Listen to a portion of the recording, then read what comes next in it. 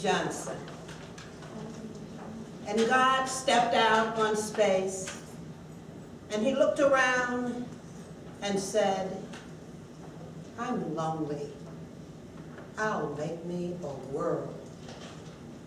As far as the eye of God could see, darkness covered everything, blacker than 100 midnights down in a cypress swamp. And then God smiled, and the light broke. And darkness rolled up on one side, and the light stood shining on the other. And God said, that's good. Then God reached out and took the light in his hands. And he rolled that light around in his hands until he made the sun. And he set that sun ablazing in the heavens. And the light that was left from making the sun, God gathered it in a shiny ball and flung it against the darkness, spangling the night with the moon and the stars. Then down between the darkness and the light, he hurled the world. And God said, that's good. Then God himself stepped down. The sun was on his right hand, the moon was on his left, the stars were curled about his head, and the earth was under his feet. And God walked, and where he trod, his footsteps hollowed the valleys out and bulged the mountains up. Then God stopped and looked, and he saw that the earth was hot and barren. So he stepped over to the edge of the world and he spat out the 7 seas. He batted his eyes and the lightnings flashed. He clapped his hands and the thunders rolled and the waters above the earth came down. The cooling waters came down. Then the green grass sprouted and the little red flowers blossomed. The pine tree pointed his finger to the sky and the oaks spread out his arms. The lakes huddled down in the hollows of the ground, and the rivers ran down into the sea. And God smiled again, and the rainbow appeared and curled itself about his shoulders. And God said, that's good. Then God waved his arms, raised his arms, and waved his hands over the sea and over the land, and he said, bring forth, bring forth. And quicker than God could drop his hands, fishes and fowls and beasts and birds swam the rivers and the seas, roamed the forest and the woods, and split the air with their wings. And God said, that's good.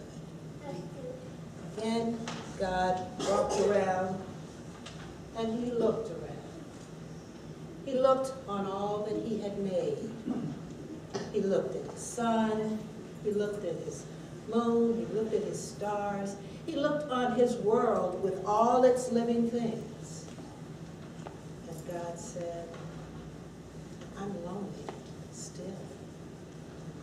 Then God sat down on the side of a hill where he could think. By a deep, wide river, he sat down.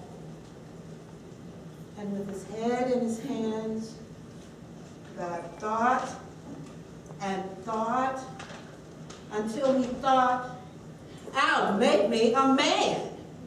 Up from the bed of the river, God scooped the clay, and by the banks of the river, he kneeled him down. And there this great God Almighty, who lit the sun and fixed it in the sky, who flung the stars to the far corners of the night, who rounded the world in the middle of his hands, this great God, like a mammy, bending over her baby, kneeled down in the dust, toiling over a lump of clay until he shaped it in his own image. And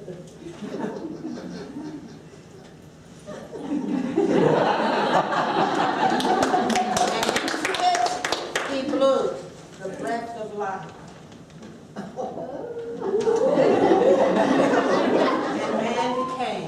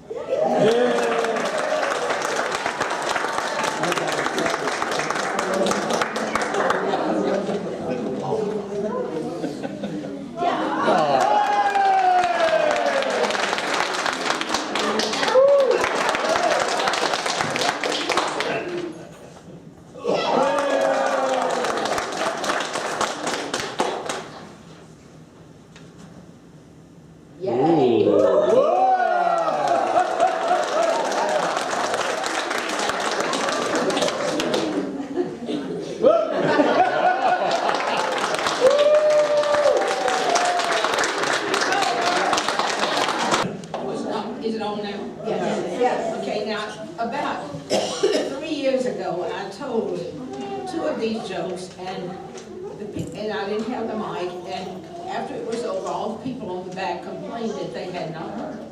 So if you've heard them, you'll be polite enough to laugh anyway. If you haven't, but maybe you'll think they're funny. Okay, this young couple, when they were young, would go to the fair every year when they came to town. And after you walked through the fair, at the end of it, there was an airplane, and you could take a ride in it for $50. Well, the young bride wanted to take, oh, let's take a ride.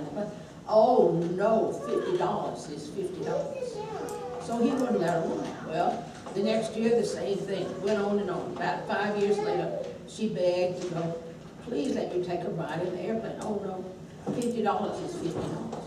So as they got older, she said, look, we might not be able to come, and we've come all these years, and you've never let me take a ride in the airplane, so please let me take a ride.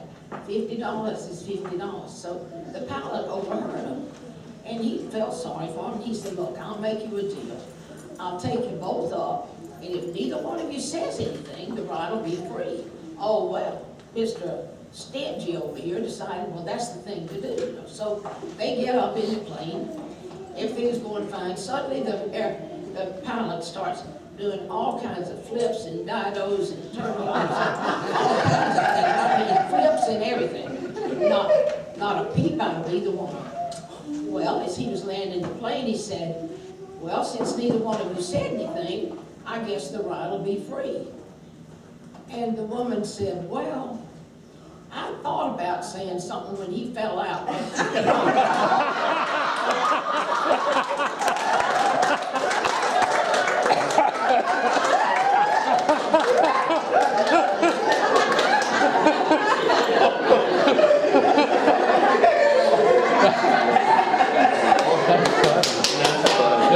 To this day, when my son is with me at the grocery store, if he picks up something and it's too expensive, I'll say, no, I'm not. And he said, I know, $50. Okay, this other one, the undertaker called the bagpiper one day, and the bagpiper was used to being called to play for a funeral. So the undertaker said, we've had a homeless person die, and he has no mourners. Would you be willing to play it at his graveside? And of course, the bagpiper said he'd be glad to.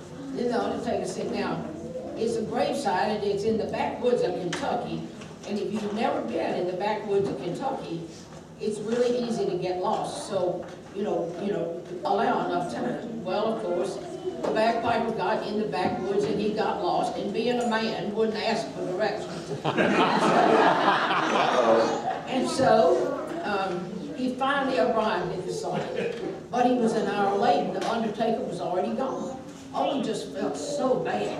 Oh, he had promised this poor homeless man he would play. Oh, he was just so upset that he was an hour late. Nobody was there but the workmen, and they were having lunch. So he got out and walked over to the workman and said, oh, I just feel so bad. I've let this poor man down, and da-da-da-da-da-da-da. He just went on and on. Finally, he said, well, you know, maybe if I go play over the grave, maybe he'll hear it anyway. So he goes over to the grave, and it was still open, but he noticed the vault was already in. And so he stood at the end of the grave and started playing Amazing Grace.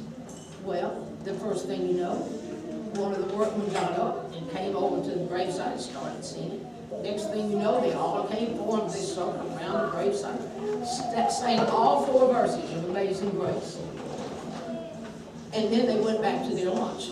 Well, the bagpiper, as he was putting his bagpipe back in the car, he overheard one of the workmen say, that is the beatenest thing that I've ever seen.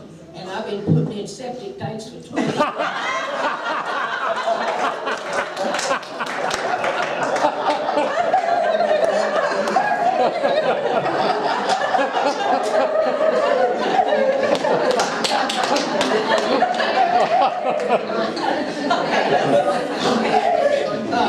This past Easter morning, I was at Emory St. Joseph's Hospital at Dunwoody in Atlanta. And you know, I'd had all these neck surgeries. And so it was Easter morning, and my daughter did not want me to spend Easter morning by myself. And so she and her husband went to early church and then came, put me in dress clothes and took me down to the auditorium. There's a beautiful chapel there, but too many people. Anyway, so it was Mass. It was a Catholic Mass, a Catholic hospital. So when the priest came in, before he started his sermon, he said, I need to tell you something. Of course, we're all thinking, oh my Lord. Well, he said, this couple was married 50 years, and they never got along. They fussed all the time, and except when they were traveling. When they went out of town, they do fine. So they decided it was time for a trip, and they ended up in Israel. Well, while they were there, the woman died. So the rabbi came to the husband and said, now, we can bury her here for $2,000, or we can box her up and send her back to the States for $20,000. And the husband said, well, let me think about it. So in a day or two, he went back to the rabbi and he said, I decided we'll box her up and send her back to the States. And the rabbi said, but good heavens, that's ridiculous. You could bury her right here for $2,000. He said, I know, but I've been visiting around and talking to folks, and I understand that in this part of the country, there's such a thing as somebody rising from the dead, and I don't want to take it.